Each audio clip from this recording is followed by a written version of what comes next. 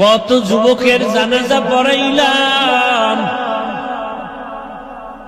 আজ আমি সুস্থ, কাল আমার কি হালাত হবে বলা যায় না।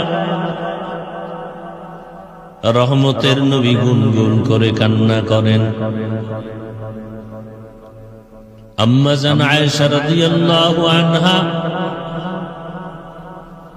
ভয় পেয়ে গেলেন, কোন বেয়াদবি হয়ে গেল নাকি যে রাসূল কান্না করেন কেন? রহমতের নবী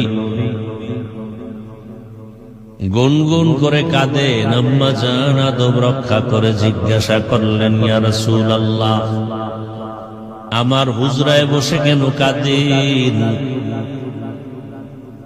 রহমতের নবী বলেন, ও আয়েশা, দুইটা কথা যদি মনে পড়ে আমি চোখের পানি ফেলতে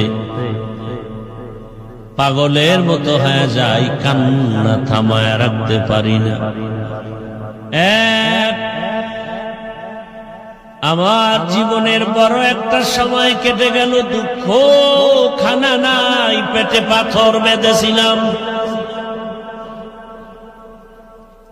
ওই কঠিন সময় আমার পার্শ্বে সহযোগিতার জন্য দুনিয়ার লাইনে দাঁড়ায় গেল খাদিজাতুল কুবরা।